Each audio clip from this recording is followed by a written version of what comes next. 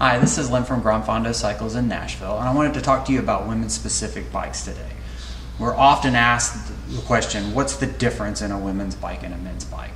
And a lot of manufacturers, there is no real difference. They do what we call shrink and pink, which means they've taken a small men's frame, they've painted it pink or purple and put a narrower handlebar and a women's seat on it, and they call it a women's specific bike.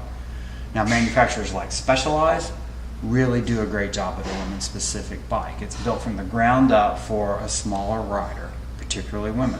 First thing that clues you in aesthetically is that the logo's been moved from the outside of the frame to the inside of the frame. That's a big clue that it's not for a man, that it's for a woman.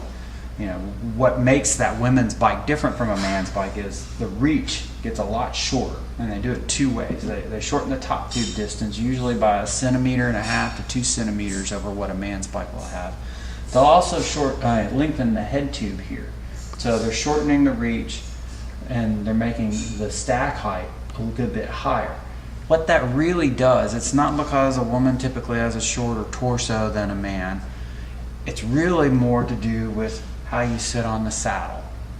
How a woman sits on a saddle and how a man sits on a saddle is two very different ways. And a woman needs a whole lot more structure to be able to hold herself up back this way. And so by shortening this reach and raising the handlebar height, you're able to get your pelvis back more like this so that you're not collapsing into the nose of the saddle and then putting all your weight onto your hands. That's the very first thing women notice. The more subtle things that women notice that you typically won't see on a man's bike is the toe overlap on the frame.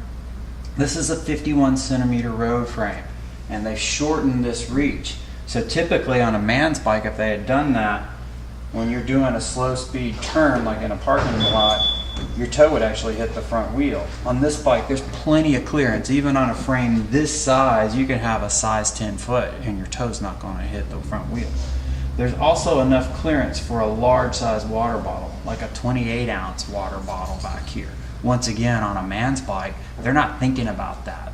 But on a woman's bike, they're thinking that you're going to be able to go ride 5 hours and carry 2 big water bottles on here. At Gran Fondo, we carry a full selection of women's bikes, and we still also carry the smaller men's bikes if that's something that you would rather ride.